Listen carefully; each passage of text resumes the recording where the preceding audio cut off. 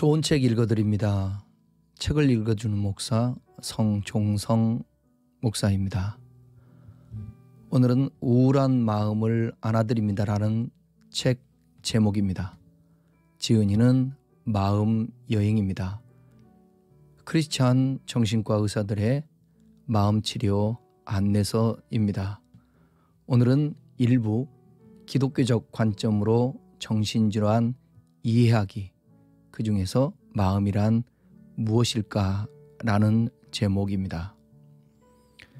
이 책은 대한기독정신의사회 부산제회 회원으로 활동하는 8명의 신실하신 정신건강의학과 전문의가 정신과 환자들을 치료하면서 현장에서 보고 느낀 진솔한 경험과 지식을 기독교 신앙을 가진 이들과 나누기 위해 쓴 책입니다.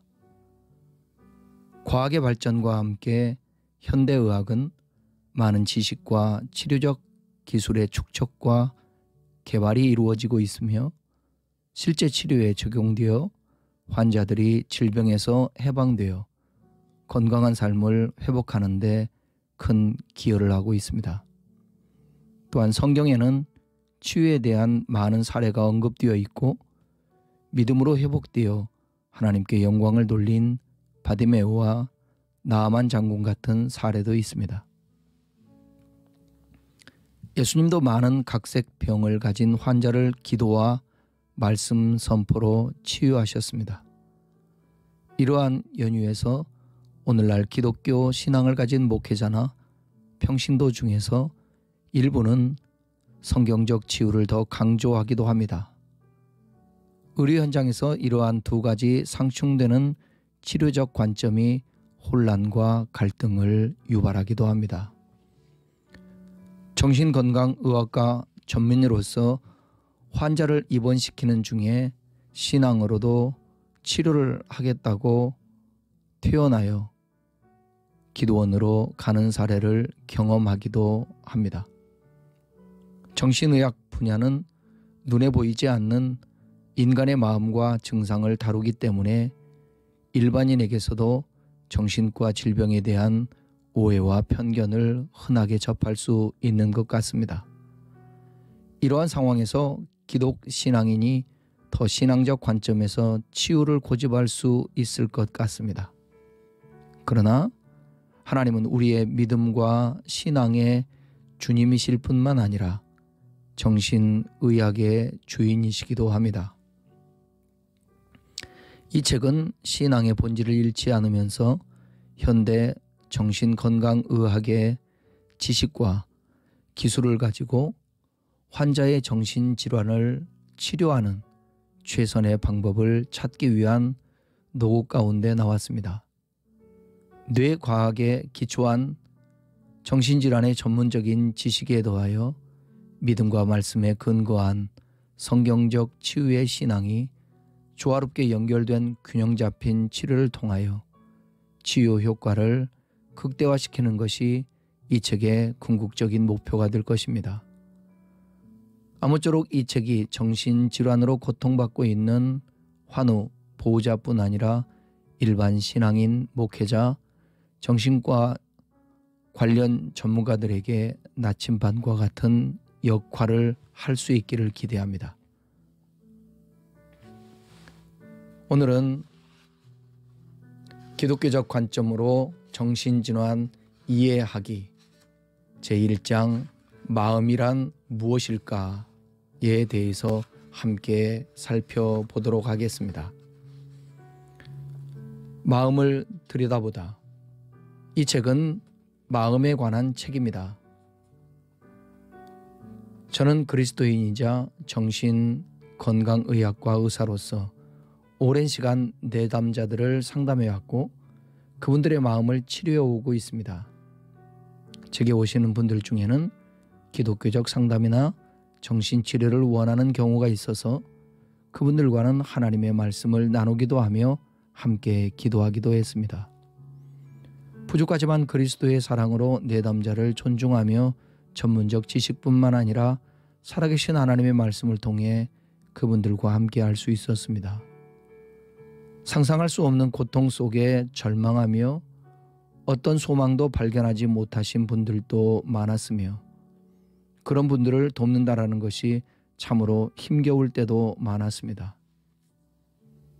복음의 능력을 믿지만 말씀을 받아들일 여유가 전혀 없으신 분들과는 함께 있어주는 것이 전부일 때도 있었습니다. 기도하는 마음으로 위로하고 그분들의 처지가 어쨌든 존재 자체로 기뻐하는 시간을 보냈습니다. 마음 다해 함께 울기도 하고 또 웃기도 하며 다만 견뎌내는 것이 전부일 때도 많았습니다. 하지만 신실하신 하나님은 방법과 때를 초월해 하나님의 은혜로 놀라운 치유를 베푸셨음을 늘 경험해 옵니다. 의학적으로는 도저히 이해되지 않게 기적적으로 회복되시는 분들을 보면서 말할 수 없는 기쁨을 누릴 때도 많았고 치유는 더디지만 상한 마음을 통해 하나님을 더 깊이 만나시는 분들도 많이 보았습니다. 아무리 노력해도 호전되지 않아 어려운 일을 겪으시는 분들을 보며 참으로 안타까워 했던 기억도 없지 않습니다. 하나님 말씀을 적용할 때 내담자가 회복되는 일을 보는 것은 치유의 통로로 살아가는 제 인생의 가장 큰 기쁨이 되고 있습니다. 내담자와 함께하는 그 모든 삶의 여정이 제게는 하나님과 동행하는 시간이었고 내담자에게는 하나님을 소개하는 시간이었으며 또 하나님이 직접 내담자와 저를 만나주시고 우리의 마음을 만지시고 치유하시는 놀라운 은혜의 시간이었습니다. 그리 길지는 않은 세월이지만 그 모든 치유의 시간을 통해서 제게 선물로 주어진 통찰과 생각, 기적 같은 간증들이 많습니다. 내담자들의 마음의 고통을 하나님이 어떻게 치유하셨는지, 하나님의 말씀의 능력이 얼마나 크고 놀라운지에 대해 터져나오는 감격을 나누고 싶어졌습니다.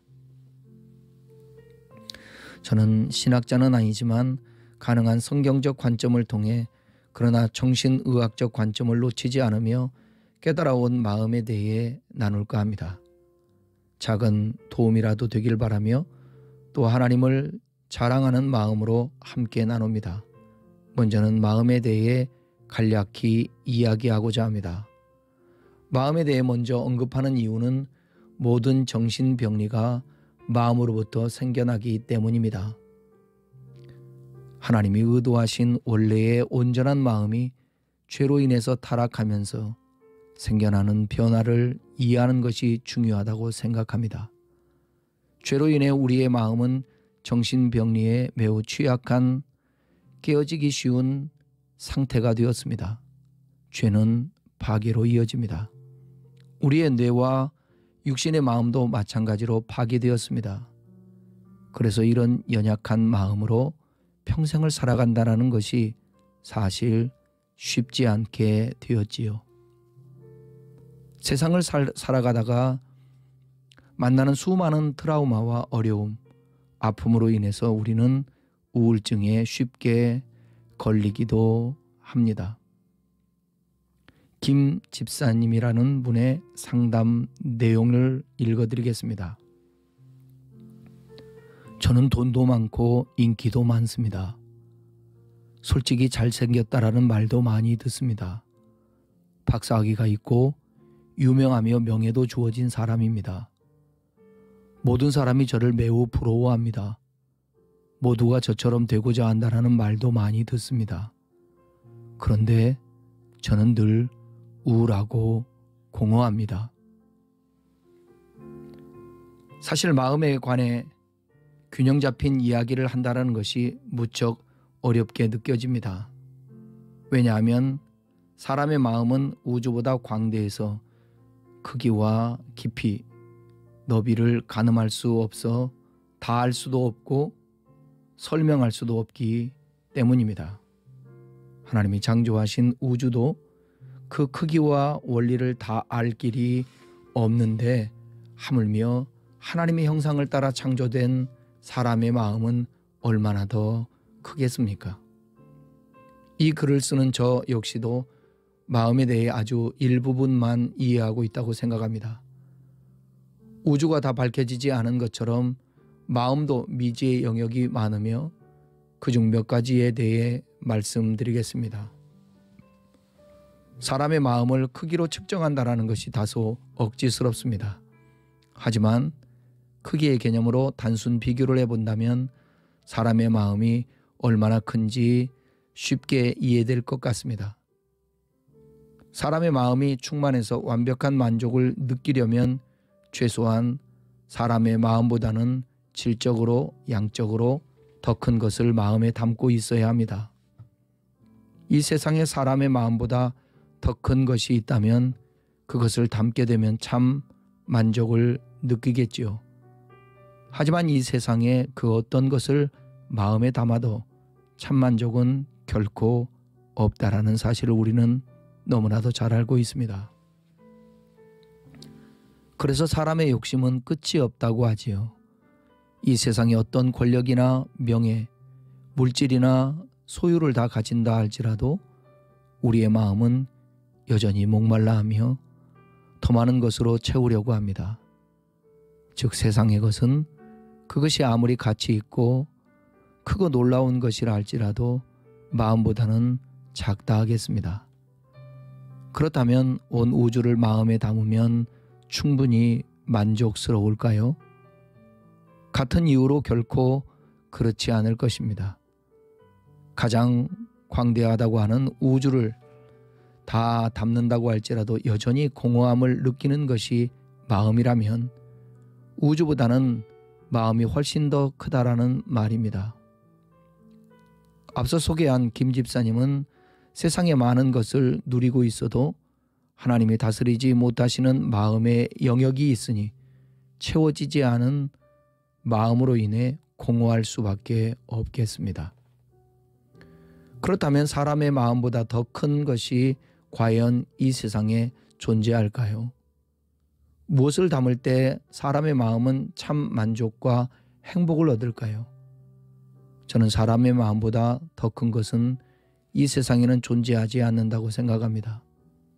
그 이유는 하나님의 형상과 생명을 고스란히 담아 창조된 유일한 피조물이 우리 인간이고 마음이기 때문입니다. 그래서 이 세상에 존재하는 유한한 것이 아닌 하나님의 영원한 것을 담을 때에만 우리는 충만을 경험하고 참만족을 누리게 되는 것이지요. 우리의 마음을 창조하신 하나님만이 유일하게 우리 마음보다 크신 분이시고 그래서 우리는 하나님을 마음에 담을 때에만 참만족을 얻게 됩니다. 하나님이 우리 마음에 살아계실 때에 우리 마음은 충만해지고 그 충만은 다른 것이 아닌 하나님의 생명으로 말미암습니다. 하나님은 오직 사람의 마음에서만 참 생명을 만드십니다. 하나님 만드신 피조물 중 유일하게 생명의 근원을 가진 존재가 사람입니다. 그리고 생명 역시도 하나님이 하나님의 형상을 통해 만드신 것이므로 측정할 수 없을 정도로 크고 신비합니다. 이렇게 무한대와 가까운 가치를 담은 하나님의 생명을 마음에 품으려면 그 마음이 얼마나 커야만 할지 짐작하기 어렵습니다. 생명을 담을 수 있도록 완벽하게 우리의 마음을 창조하신 하나님을 찬양합니다. 오직 하나님으로만 채울 수 있는 마음, 그래서 생명의 근원되는 마음은 단순히 생각이나 감정, 의지, 이념이나 사상, 철학과 정보 등만을 다루는 곳이 결코 아닙니다. 오히려 그 모든 것을 포함한 그보다 훨씬 고차원적인 영역입니다. 마음은 어느 것과도 비교할 수 없는 특별한 장소입니다. 온 세상의 창조주 되신 하나님과의 만남이 이루어지는 곳이기도 하고 잠언의 말씀처럼 그래서 생명을 잉태하기도 하고 동시에 죽음을 경험하게도 되는 근원적 영역입니다. 생명의 근원이 마음이라는 놀라운 진리 속에 너무나 많은 내용이 포함되어 있습니다. 인공지능이 아무리 발달할지라도, 그래서 생명을 흉내낼 수 있을지라도 생명을 창조할 수는 없습니다. 생명이라는 특권을 가진 유일한 것이 사람의 마음이기 때문입니다. 생명의 근원이 되는 마음은 아이러니하게도 죽음 또한 경험되는 독특한 특성을 가지고 있습니다. 같은 시간에도 생명과 사망을 동시에 경험할 수 있는 것이 우리의 마음이지요. 주는 그리스도시요 살아계신 하나님의 아들이시니다라는 완벽한 고백을 마음으로 깨달았던 베드로가 곧바로 예수님을 넘어지게 하는 사탄의 도구가 되기도 했습니다. 생명을 고백했던 베드로의 마음은 동시에 사망의 유혹에도 넘어지기 쉬웠던 것입니다. 저 역시도 아침 묵상 시간에 하나님을 경험했다가도 오후에 죄로 인한 아픔을 경험한 오늘이었습니다. 같은 날 육을 따를 수도 영을 따를 수도 있는 것이 우리의 마음입니다. 생명과 사망이라는 인간이 다 이해할 수 없는 창조와 죽음 현상이 동시에 경험되는 곳이 우리의 마음입니다. 생명과 사망이라는 초월적 현상을 품는 마음은 그래서 너무나도 심오하고 어려운 곳입니다. 측량할 수 없이 무한대에 가까운 크기를 가진 마음을 단순 상담이나 정신과적 치료만으로 치료한다는 것은 어쩌면 불가능할지도 모릅니다. 저는 우울증이나 불안장애, 그 외 정신과적 질병을 가지고 찾아오시는 분들에게 약물 치료를 종종 권하게 됩니다. 약물 치료 자체는 많은 분이 오해하는 것처럼 비성경적인 것이 아닙니다. 하나님을 경외함으로 제대로 사용한다면 너무나 좋은 치료 방법 중 한 가지임이 분명합니다. 제가 약물을 처방한 여러 내담자들 중 한 분의 고백이 기억납니다. 그분은 목사님이셨는데 약물 복용 후 묵상이 훨씬 잘 된다며 제게 감사해 하셨습니다. 약물은 잘 쓰기만 한다면 하나님이 만드신 원래의 뇌로 돌아가는 것을 효과적으로 돕는 역할을 합니다. 이렇듯 하나님이 허락하신 그 어떤 것도 선하게 사용될 수 있습니다.